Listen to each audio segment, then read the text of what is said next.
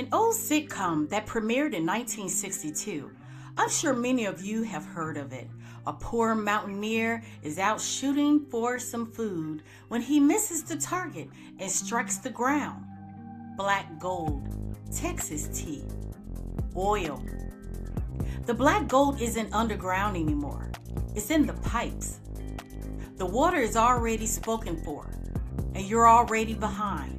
In 1962, a sitcom called The Beverly Hillbillies premiered. The premise was simple.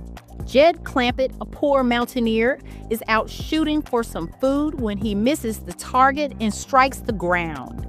Black gold, Texas tea, oil. He becomes a millionaire overnight, not because he understood geology or energy markets, but because he owned the dirt when the resource underneath became valuable. Fast forward 6 decades, the black gold isn't underground anymore. It's in the pipes, the reservoirs, and the aquifers. And this time, the Jed Clampetts aren't bumbling mountain men. They're billionaires in fleece vests, and they figured out that in the age of AI, water isn't just life. It's the new liquid gold. But here's the twist. While Jed stumbled into his fortune, today's tech giants are buying up the rights to your water supply before you even know there's a rush. And if you're hearing this now, you're already behind. Let's establish the stakes. Data centers, those anonymous warehouse buildings humming with servers, are the infrastructure of the AI revolution. ChatGPT, cloud storage, streaming, the algorithm serving you this podcast, they all live in these facilities. And they are thirsty. A single data center can consume millions of gallons of water daily, not for the servers themselves, but for cooling. Processors running AI models generate massive heat. Without cooling, they fail. Water is the cheapest, most efficient way to absorb that heat and dissipate it. Here's how it works. Evaporative cooling. Water is misted into cooling towers, chilling air that then flows over the hardware. The water evaporates, taking heat with it. Gone. Liquid cooling. Water or specialized coolant flows directly through pipes attached to chips, absorbing heat at the source. The scale is staggering. Microsoft's AI data center in Mount Pleasant, Wisconsin is permitted to withdraw 8.4 million gallons of Lake Michigan water per day. That's not a typo, per day. And that's just one facility. Let's make this personal. That ChatGPT conversation you had this morning, maybe 20, 30 questions. That interaction consumed roughly 500 milliliters of water, one standard bottle, evaporated into the atmosphere to keep the servers cool while the algorithm processed your request. Scale that up. Training GPT-4 alone required an estimated 2.1 to 5.3 million gallons of water. That's enough to fill 8 Olympic-sized swimming pools for one training run. Now consider the trajectory. Microsoft and OpenAI are reportedly planning a $100 billion supercomputer codenamed Stargate. A machine that size won't just need its own dedicated power plant, it will need a permanent, massive water supply for cooling. But here's where it gets more complex and where we need to talk about what's actually powering these machines. The AI revolution doesn't just need water, it needs electricity at a scale that current grids cannot provide. A single large data center can consume as much power as 80,000 homes. When you cluster dozens of these facilities in one region, you're talking about demand that exceeds the generating capacity of traditional power plants. This is why the nuclear conversation has shifted. For decades, nuclear energy was treated as a legacy technology, expensive, politically fraught, associated with weapons proliferation, and meltdown fears. But for data center operators, nuclear offers something unique: baseload power that doesn't depend on weather, natural gas pipelines, or coal deliveries. A dedicated nuclear facility can run 24/7, producing the consistent massive electricity load that AI training requires. The connection between nuclear power and data centers is becoming explicit. In January 2025, the Department of Energy released a report noting that data center power demand could double by 2028, and that nuclear would be essential to meeting that load without destabilizing regional grids. Google has signed agreements to power data centers with small, modular reactors. Amazon is exploring nuclear options for its Virginia facilities. The technology is being repositioned not as a weapon or a relic, but as infrastructure for artificial intelligence. Which brings us to the geopolitical layer. Nuclear capability has always been dual use. The same technology that generates electricity can be diverted to weapons programs. Did you know that? I sure as hell didn't know that. The international framework around nuclear development, the Non-Proliferation Treaty, inspection regimes, sanctions, is designed to prevent the spread of weapons-grade material. But in a world where nuclear power becomes synonymous with AI competitiveness, the incentives change. In June 2025, former President Trump claimed that U.S. strikes had destroyed Iran's nuclear facilities. The stated rationale was preventing weapons development, but consider the alternative framing. Iran has been pursuing nuclear capability for decades, officially for civilian energy. If the future of economic power lies in AI, and AI requires nuclear-scale electricity, then controlling nuclear infrastructure isn't just about bombs. It's about who gets to build the next generation of data centers. We don't know what Iran's facilities were actually for, but the pattern is clear.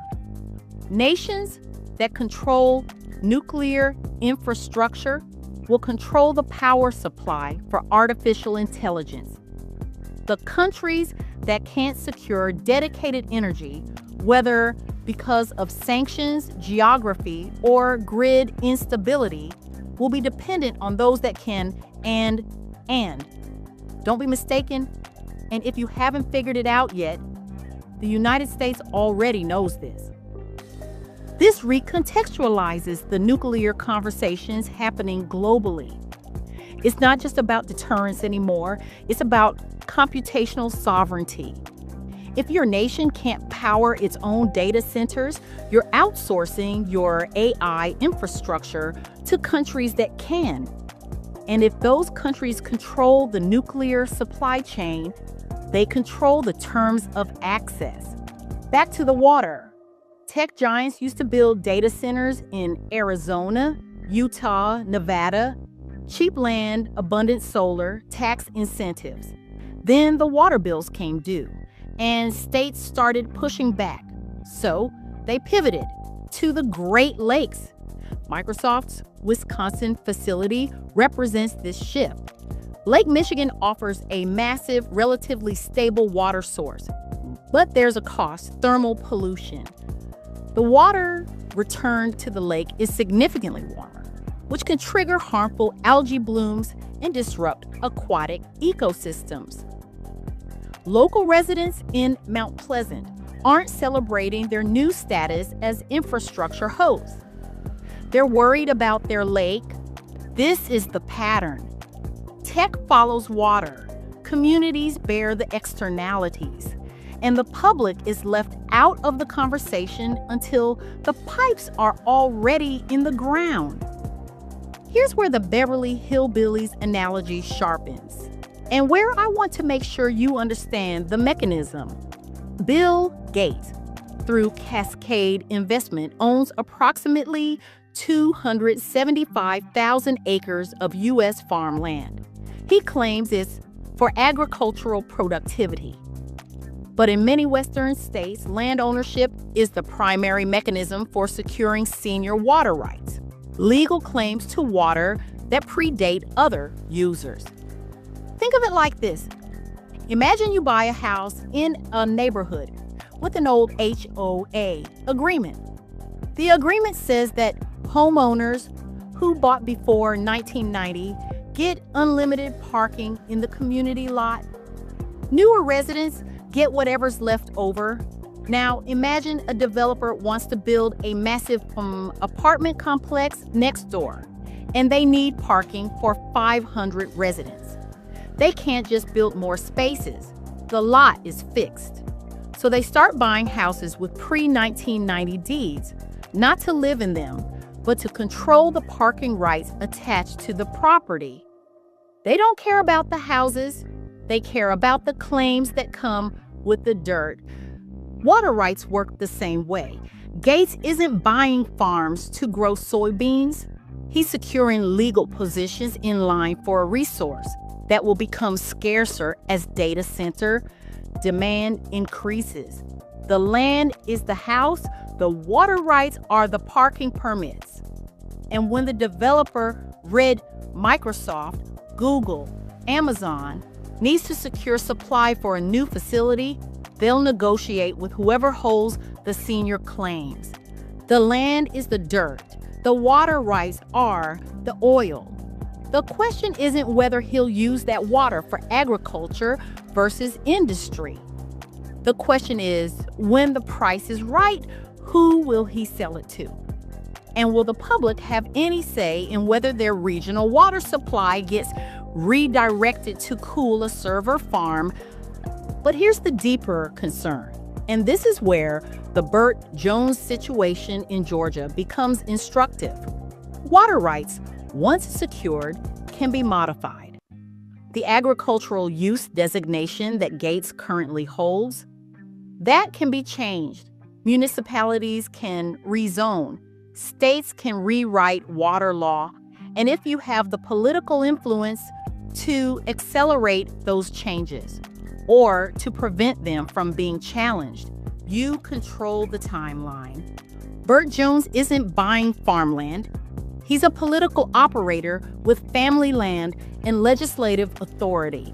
In Butts County, his father's property is being rezoned from rural to industrial to accommodate 11 million square feet of data centers. The water requirement, 4.5 million gallons per day, more than triples the county's current usage. Jones has already attempted to rewrite hospital construction rules to benefit this development. When that failed, a bipartisan bill signed by the governor accomplished similar goals the following year. This is the sleight of hand. The public sees a rezoning application. What they're actually watching is the conversion of water rights from agricultural to industrial use, enabled by political access. Gates is playing the long game, acquiring rights before the rush is obvious. Jones is playing the short game, using office to convert rights his family already holds while the opportunity window is open. Both rely on the same principle. Most people don't know how water rights work until their tap runs dry. Microsoft has pledged to become water positive by 2030, meaning they'll return more water to the environment than they consume. How? Through replenishment projects, restoring wetlands, fixing leaky municipal pipes, funding conservation efforts in other states. Critics call this water washing.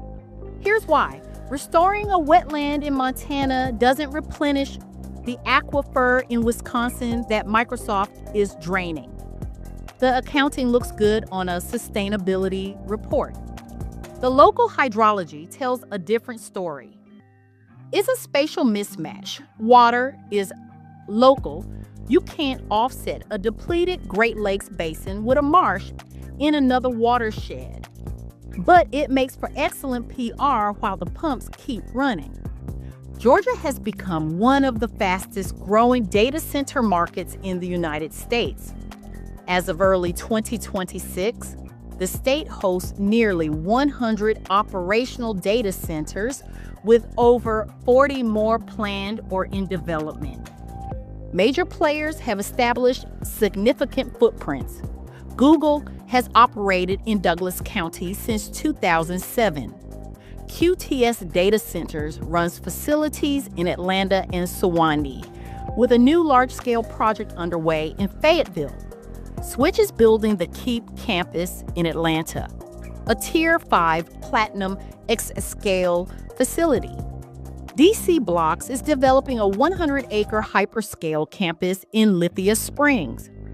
The concentration is heaviest in metro Atlanta, Douglas, Fayette, and Fulton counties. A proposed $5 billion project near Columbus would add to this density. The energy demand is so substantial that proposed projects could consume more power than all current Georgia homes combined, prompting legislative discussions about pausing new construction. But one project stands out, not just for its scale, but for its politics. In Butts County, Georgia, population roughly 27,000, a proposed $10 billion development is generating significant controversy.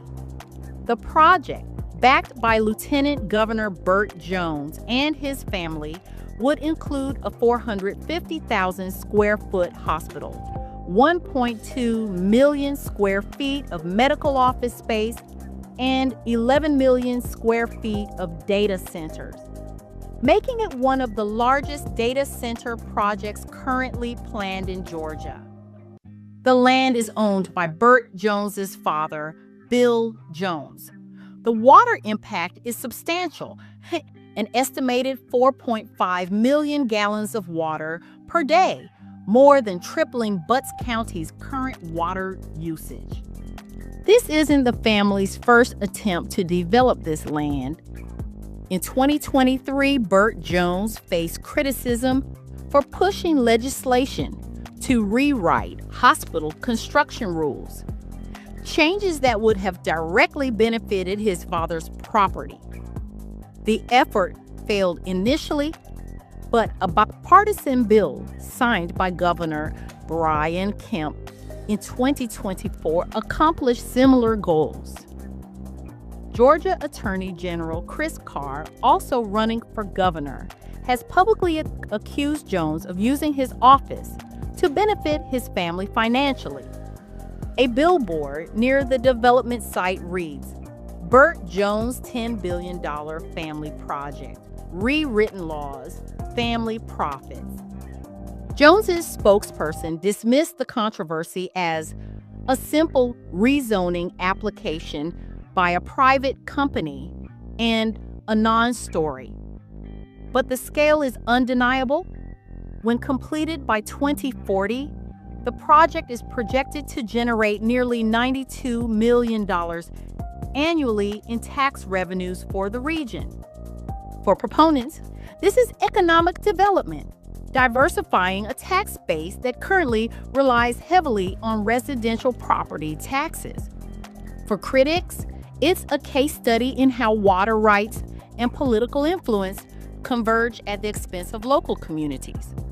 The project is currently moving through the rezoning process, with the Planning Commission reviewing applications and public hearings scheduled. So, here's the landscape. Data centers have become the physical manifestation of the AI economy. They require water at scales that compete with municipal supplies and nuclear power at scales that redraw geopolitical alignments. The companies building them are securing water rights through land acquisition, political influence, and regulatory capture. Nations are securing energy independence through nuclear development, with the dual use ambiguity that has always made the technology dangerous. And before I close, it's important that I point out that President Trump recently secured a voluntary ratepayer protection pledge from major tech companies, Amazon, Google, Meta, Microsoft, OpenAI, Oracle, and xAI on March 5th, 2026. The key points of the pledge: tech companies agreed to build, bring, or buy their own power generation for data centers, must pay for all grid infrastructure upgrades required for their facilities, and commit to pay for this power whether they use it or not. The goal is ensuring Americans' electricity bills will not increase due to data center demand. But, oh yes, darling, there is a but. A very critical caveat. This is not legislation. It's a voluntary, non-binding pledge with no enforcement mechanisms or penalties for non-compliance. Trump announced it as a historic commitment, but critics note it lacks concrete details on implementation, auditing, or how state regulators who actually control utility rates will enforce it. And get this, regarding water specifically, the pledge focuses on electricity costs, not water usage. While Oracle's statement mentioned protecting local water resources, the core agreement is about power infrastructure. Water rates and usage remain governed by local and state regulations, not this federal pledge. Baby, if I'm lying, I'm flying. And to be clear, he secured a voluntary industry promise focused on electricity, not water, with unclear enforcement. The no rate increases pledge is aspirational, not legally binding. So, to end, the liquid gold isn't metaphorical. It just isn't. It's a resource being extracted, financialized, and converted into computational power. While the public watches from outside the fence, Jed Clampett struck oil by accident. Today's winners are securing their claims deliberately, quietly, and often before the rest of us understand what's being claimed. The $100 billion rush isn't coming. It's here. The nuclear plants are being planned. The water is already spoken for. And you're already behind. Until next time.